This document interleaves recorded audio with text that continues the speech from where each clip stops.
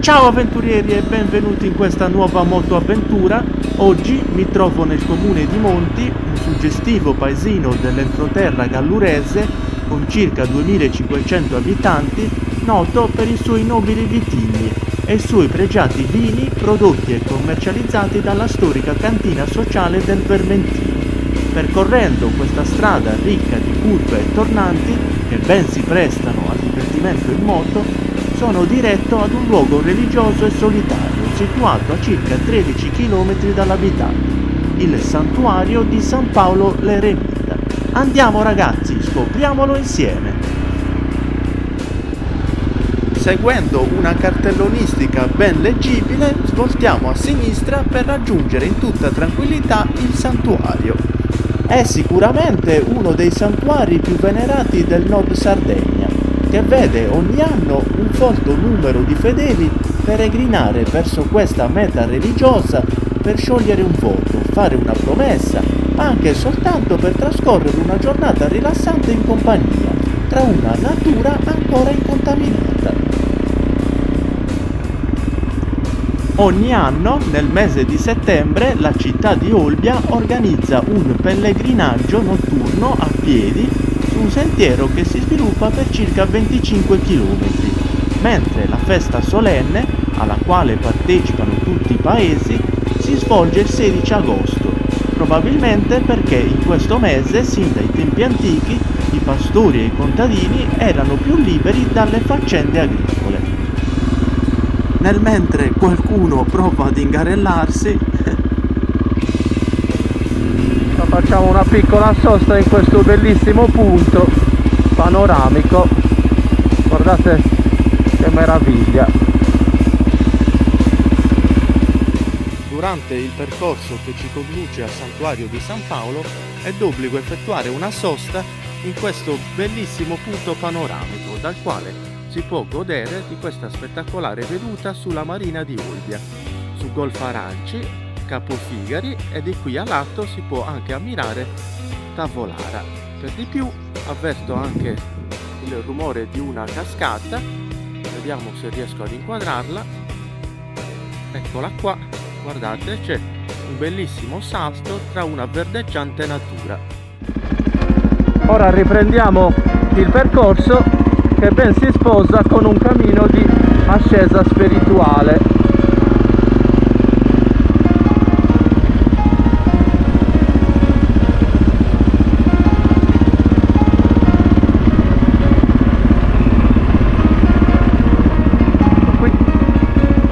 C'è una Madonnina, guardate che carina, guardate che vallata,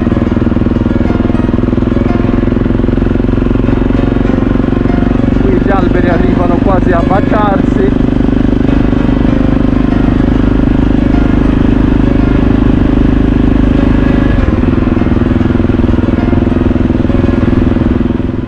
Eccomi quindi giunto ai piedi di questo promontorio granitico, circondato da una verdeggiante e rigogliosa vegetazione, vedete, in cima al quale si erge l'antico e maestoso santuario di San Paolo l'Eremita. Ora percorriamo questa solida e ampia scalinata granitica che ci conduce sino al santuario che, secondo quanto riportato nell'archivio parrocchiale di Monti, fu consacrato il 31 luglio del 1348, per poi essere ampliato alle dimensioni attuali tra la fine del 1700 e i primi del 1800. Qui abbiamo una ricostruzione effettuata in ceramica, carina. Continuiamo il nostro percorso di risalita. Qui ci sono delle freschissime fonti e ora andiamo ad assaggiare, dalle quali si può godere nei bellissimi momenti di relax che si possono vivere in questa natura incontaminata.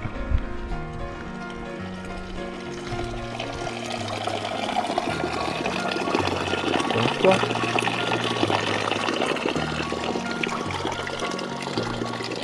ora mi trovo proprio di fronte a questa suggestiva costruzione medievale dedicata a Paolo di Tebe, chiamato anche Paolo il primo eremita, perché appunto è considerato il primo eremita della tradizione cristiana. Il termine eremita venne utilizzato in Occidente per indicare lo stato di un religioso che abbandona la società per condurre una vita solitaria dedita all'ascesi, alla preghiera e alla contemplazione. Della sua vita si sa pochissimo, ciò che conosciamo di lui lo dobbiamo alla penna di San Girolamo, che raccolse le testimonianze orali della sua vita. Sappiamo che nacque nel 230 a.C. da una ricca famiglia egizia durante il regno dell'impero romano di Decio e Valeriano. Erano quegli anni in cui la fede pagana veniva imposta al caro prezzo della vita. Coloro infatti che non mostravano devozione a tali divinità venivano perseguitati e uccisi con tecniche studiate appositamente per garantire una morte lenta e agonizzante per l'anima. Il giovanissimo Paolo, rimasto orfano a soli 16 anni, per salvare la sua fede nonché la sua vita, fuggì dalla persecuzione cristiana rifugiandosi nelle desertiche grotte della Tebaide, nome storico di una regione dell'Alto Egitto in cui si ritirarono appunto i primi eremiti cristiani. In seguito alla morte dell'imperatore Decio ebbe fine la sua breve ma cruenta persecuzione cristiana, ma nonostante ciò Paolo decise di non fare più ritorno alla sua città ed ai suoi beni. La solitudine di quel luogo desertico lo aveva conquistato ed appagato, facendolo infatti sentire realizzato e determinato verso il suo lungo cammino di ascesa spirituale. Un santo quindi che ha vissuto una lunga vita di sacrifici e solitudine.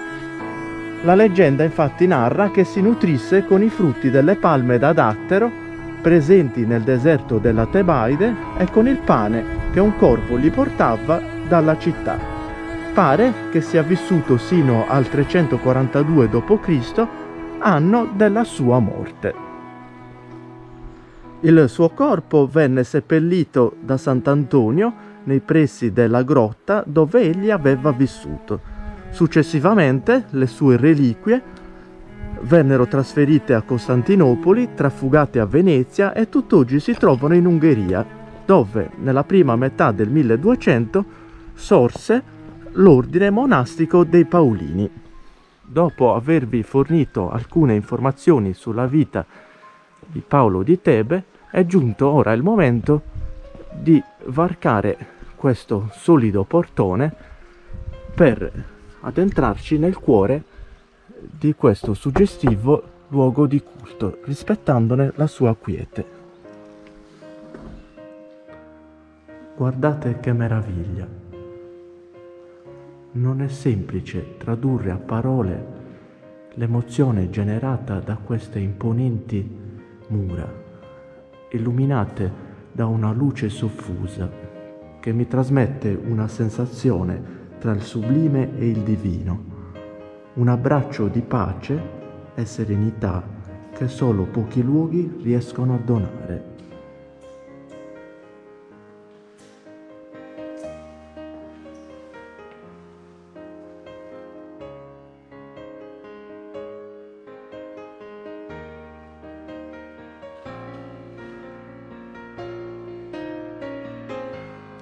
Ora mi avvicino alla statua del santo. Chissà quante persone nel corso dei secoli sono transitate per questa nicchia, per invocare la sua grazia o per sigillare un'importante promessa. Vedete, viene raffigurato con una folta barba ed una lunga chioma bianca, a sottolineare la sua età e la sua saggezza. Indossa una tunica fatta dall'intreccio di foglie di palma e porta con sé un libro ed un bastone, ad indicare il suo faticoso cammino di ascesa spirituale.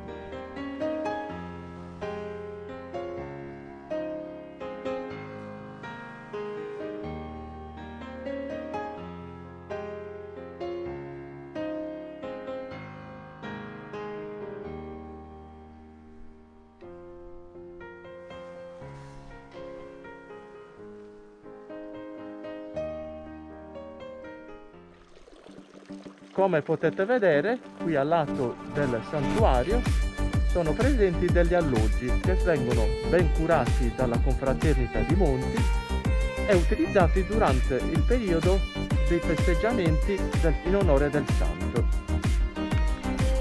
Ora che è sopraggiunta l'ora di pranzo, ne approfitto per usufruire di questa bellissima bancata e godermi un meritatissimo spuntino all'ombra di questi due olivastri secolari e con sottofondo lo scorrere delle acque delle fonti presenti qui sotto. Dopo aver saziato la fame spirituale ma soprattutto quella materiale, saliamo a vedere questo punto panoramico. Prendiamo questi tornanti.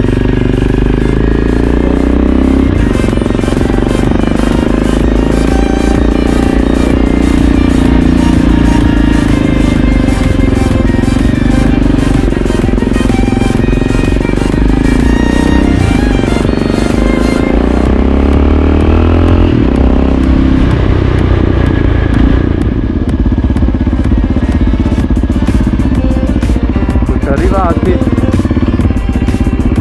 una specie di vedetta. Ora ci dirigiamo verso la statua bronzea per ammirare il suo belvedere. Vediamo un po' cosa riusciamo ad ammirare. Guardate che spettacolo, si gode di una bellissima veduta su gran parte della Gallura. Qui vediamo Monti, le sue campagne galluresi, poi lo sguardo si spinge sino al Monte Limbara e con tutto attorno una rigogliosa pineta.